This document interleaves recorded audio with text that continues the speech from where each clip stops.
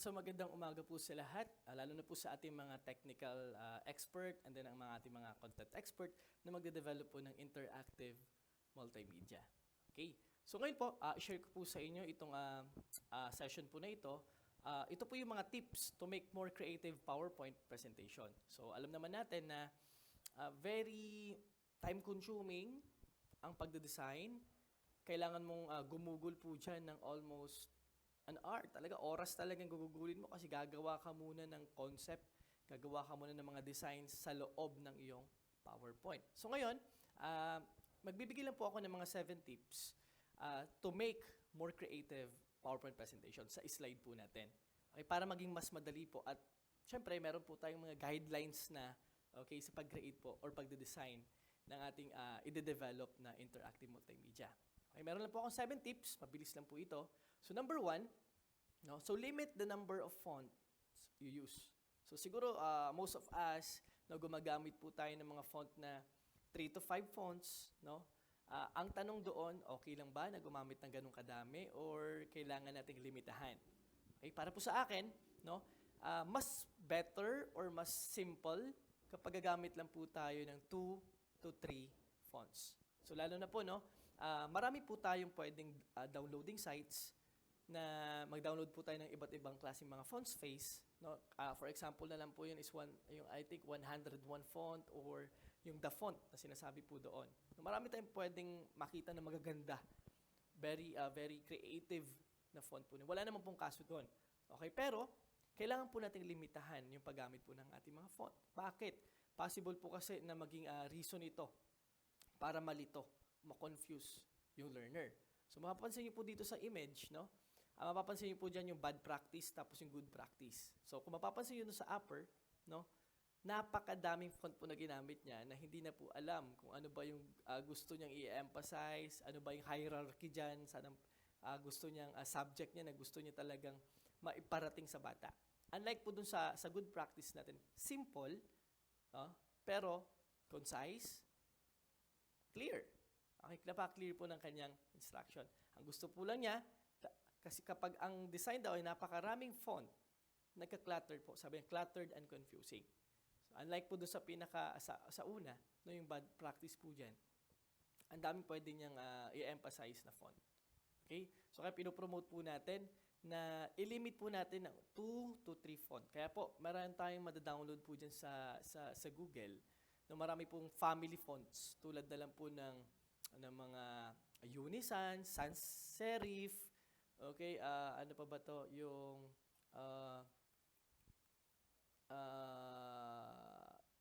madami po. Hindi ko na maisip. Alright, so madami pong pwedeng ma-download po dyan. Family font na lang po sana i-download natin ng mga font para hindi po tayo madamihan ang paglagay po ng font po natin dyan. Okay, dito din po sinabi niya, when you use too many fonts in your designs, it's hard to read. So, totoo po yan. No? Ang hirap siyang basahin. So, your eyes get distracted and can focus. Plus, it looks terrible. Sabi niya po dyan, grabe, looks terrible daw po. Okay? Pangalawa po nating tip ay be consistent in your design. So, mapapansin niyo po dito sa ating infograph po na yan or sa mga pictures po na yan, no, that is a visually consistent UI, user interface elements. Okay?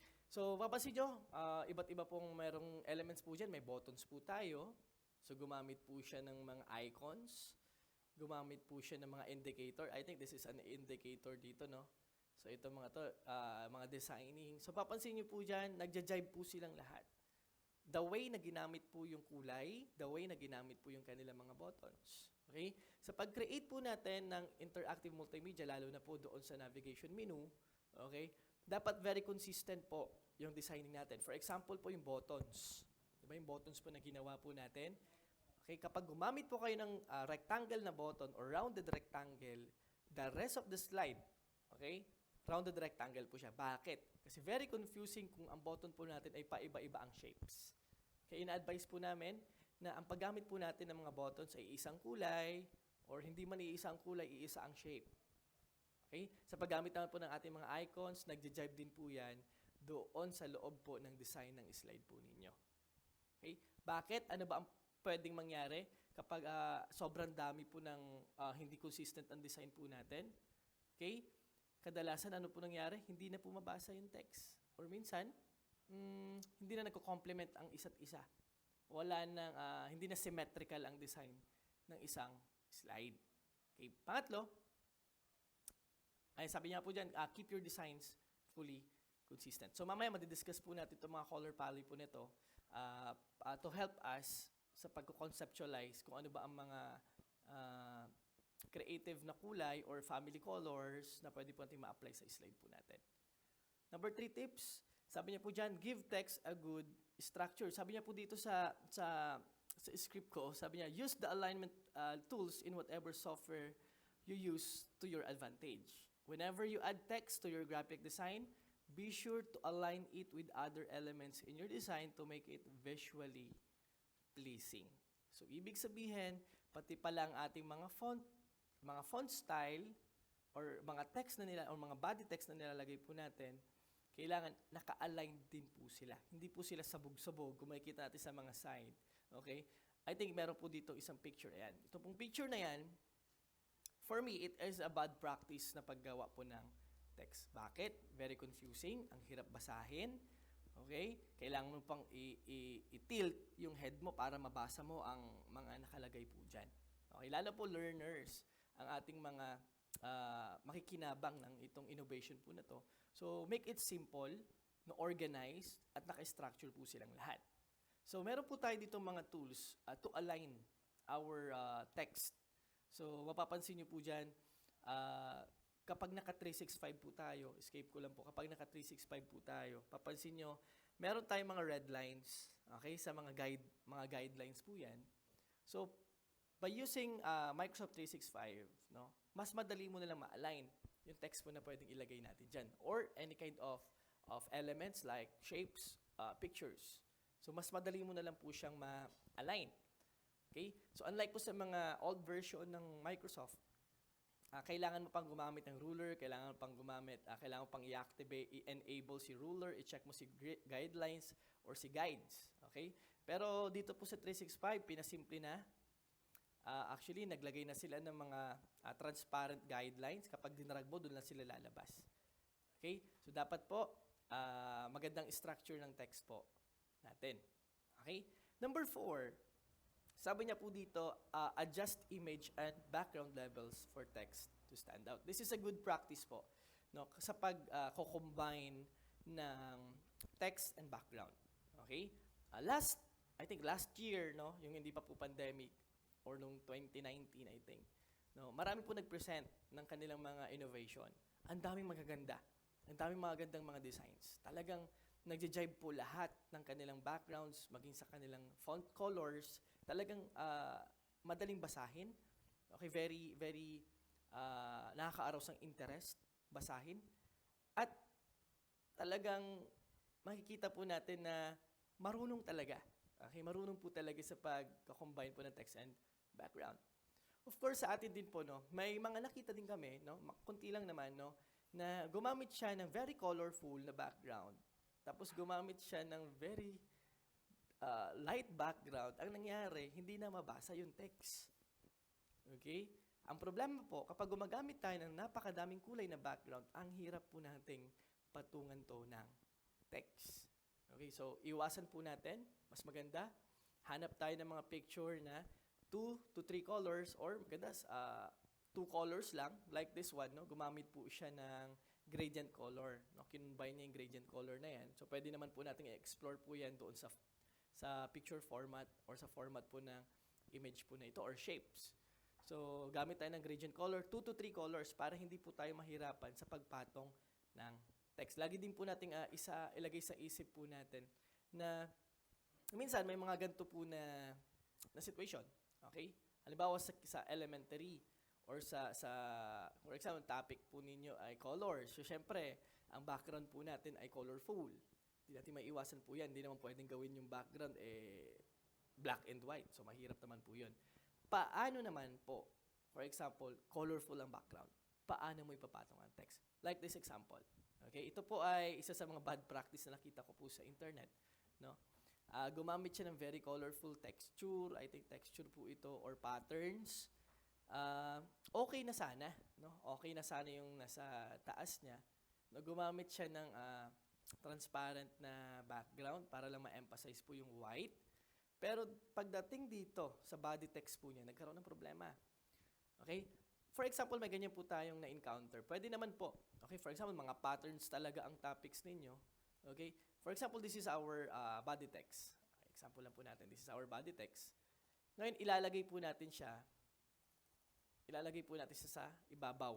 So, napansin po natin, hindi na siya mabasa. Mabasa man siya, pero ang hirap niyang basahin. Ano pong pwede natin gawin? So, pwede po tayong gumamit dito ng mga shape effects. Lalagyan po natin ng fill o kukulayan po natin yung background ng text. Okay? So, shape format lang naman po yan. And then, dito po tayo sa shape fill. Pwede po tayong maglagay ng mga light backgrounds para makita po si font or si text. So, gumamit po tayo ng black na font color. Ngayon, gagamit naman tayo ng light background. Okay, mahirap naman po kapag dark ang kulay ng font color mo, tapos yung background mo dark din. So, hindi na siya talaga mababasa. So, be aware po, no? Lagi nyo po tignan. Ang importante po, mabasa siya. Kahit na ano pong ganda ng ating designs, pero hindi naman po siya readable, no? Hindi rin po siya hindi siya helpful sa bata. Ang bata po, napakababa na, napakaikli na ng attention span po nila. Kapag hindi na nila mabasa, skip na nila, next slide na sila agad. Hindi nila alam instruction na pala yun or direction. Okay? So, adjust image and background level for text to stand out. Right? So, next one is don't be afraid of white spaces. Ito po, maraming mga nagsasabi na ang white color daw is boring. White color is parang ang hirap lagyan ng kung ano-ano kasi napakalawak. Okay? Kasi pag plain po, lalo itong design natin na yan, no? Ang hirap niya talagang lagyan ng mga text, lalo kapag konting text lang ilalagay mo, kapag nag-iisa lang yan, parang ang dami pang space. Pero wag po kayong matakot sa paggamit po ng white space. Bakit? In interactive, sa development po ng interactive multimedia, okay lang po yung simple, pero malakas ang dating. Okay? Simple yung ating PowerPoint presentation, pero na-maximize nyo po yung gamit ng buttons, ng ating mga text, or ating mga pictures. So, in my example po, text lang kasi ginamit niya, pero pwede po kayo mag-insert ng mga pictures. Right? Ayan. For example, this one, no, itong mga, I think, brochure po ito, no, gumamit po siya ng white spaces. Mas madali po kasing mag-create ng designs. Okay? Kapag mga white background po tayo. Kaso nga lang, very wide kasi, no? Ang parang sa tingin natin, parang ang dami pa nating ilagay, kailangan ilagay. Pero hindi po. Simplicity lang po, okay na po yun. Okay? Kung nagtatanong po kayo, paano ba ako kukuha ng background? Pwede ba ako kumuha sa Google? Baka makopyright ako ng image na yon. Okay, ito po maganda. Tayo po, nakasubscribe po ang DepEd o tayo mga teachers, no, sa Microsoft, which yung ginagamit po nating 365 account. Once na-activated po yan, once na-updated, na-upgrade po nyo ng 365 ang inyong account, no, meron pong feature dito si Microsoft sa ating insert. So, nung mga previous version po, no, ang practice natin, download tayo sa Google, and then save natin sa computer, and then insert natin this device. Ganun po yung practice natin. Pero today, no, meron na po tayong online pictures. Requirement po niya dapat may internet. Okay? Dito na po tayo kukuha. Why Creative Commons na po siya? Ibig sabihin, pagmamayari na po ni Microsoft. At once po tayo nakasubscribe kay Microsoft, pwede po natin gamitin yung mga pictures na yun for educational purposes. Okay? So, online pictures, click nyo na po yung online pictures. Napakadami po. Yung ginamit ko pong background, dyan ko po ginamit. So, for example, white design or white background. So, search lang po tayo dyan. Ayan, naka-Creative Commons po siya. Ayan, so marami po tayong makita. Para din siyang search engine na rin ng Google. No? Click mo lang yan, manguha ka lang ng isa, tapos insert mo na. And then, maglo-load lang po yan. And then, dina-download nyo na po yung picture. Sa'yo na po and then, imported na po siya. And of course, gusto ko lang pong i-share sa inyo, no? Hindi na rin po tayo mahihirapan when it comes sa conceptualizing ng design kapag naka-365 tayo. Why? Okay, meron po tayong tinatawag po dito na design ideas. Maglagay ka lang ng text, maglagay ka lang ng pictures or background, siya na pong mag-aayos. Pero wag po tayo magiging as is po dito. For example, this one po, no? Ayan. Magde-design ideas po ako. Tapos magbibigay po siya ng mga suggestion po dito. Ito yung mga suggestion design na pwede kong gamitin. Ayan. Okay? So, pwede po natin gamitin po yan. So, sa atin, sabi ko, huwag tayo maging as is. Siyempre, nagbe-blend pa rin dapat yung kulay ng font doon sa mga previous slides po natin para maipalabas po natin yung consistency ng ating ginagawa pong slides. Ayan. So, may mga suggestion na po dyan, mga design ideas na po. Makikita lang po natin yan dito sa home. Ayan, dito lang po sa gilid. Okay, may encounter po kayo dyan minsan, naglolo ko, ayaw lumabas yung design idea. Ibig sabihin po, masyado na marami, no? Hindi na niya mabasa. Okay, yung mga images or text na nilagay, or mabagal po ang inyong internet. So don't be afraid of using or creating white spaces sa ating mga PowerPoint. Next one po, number 6. Use a color palette. Okay? Ano po ba ang gamit ito? Kapag nag-conceptualize po tayo ng ating design sa ating PowerPoint, hirap talaga, number 1, mahirap mag-combine ng color. Yun po talaga totoo. Bakit? Dapat nag-jive po yung mga kulay na yan. Dapat nag-i-stand out yan sa lahat ng mga pwede mong gamitin backgrounds. So by using color palette, ayan, mas madali mo na ngayon makita saan ba tatakbo yung PowerPoint ko, ano ba yung ilalagay kong kulay. Okay? So ngayon, mayroon ba ako makikita na color palette dito sa ating PowerPoint presentation? Meron po. Punta po tayo dito sa design. Dito po sa design na yan, okay, meron po tayo ditong variants. Mga variants of colors po yan. And then dito po sa ating drop down, makikita nyo po yung colors. So ito po yung mga suggestion color na pwede po natin gamitin. Pero po, okay, parang paggamit din po yan ng ating font style. 2 to 3 colors lang po dapat ang makikita. Okay? Maximum na po ang 3 colors sa isang slide. Okay? Tanong, paano po pag gumamit ako ng image and daming color? Okay lang po yun. Basta yung font, yung mga buttons po ninyo, at yung the rest, mga object or shapes na ilalagay po ninyo, dapat 3 kulay lang po ang nagja-jive sa isang slide. Okay? Kasi po kapag sobrang dami na yan, no, nakaka-distract na po yan sa bata. And of course, hindi na siya pleasing. Okay? Or legible po sa paningin ng bata. And for the last one tip po, is pay attention to the hierarchy. Okay, anong ibig ko po sabihin dyan? Kung papansin nyo sa mga nag-develop po ng Chillax po, no? Mga modules. Okay, meron po tayong mga tinatawag po doon na introduction, gumamit tayo doon ng mga body text, gumamit tayo ng mga subhead, element title, okay? Napapansin po ninyo, iba-iba ang kanilang mga font style, iba-iba ang kanilang mga font size. Yung iba naka-bold, yung iba hindi naman naka-bold. Okay? So, pay attention po sa mga hierarchy. For example, this one, no? Ang example niya dito, yung before po niya is very plain. No? Hindi natin alam ano ba ang meron dito sa loob nito. Pero gumamit po siya ng hierarchy. No? Hinighlight po niya yung kanyang pangalan. Teka lang. Ano pala to? Resume or business card. Okay? So, mas madaling ma-identify na bata. Okay. Ito na yung title ng aking module. Ito na yung title. Ito na yung subhead. Ito na yung lesson number 1. Ito na pala yung ito na yung activity.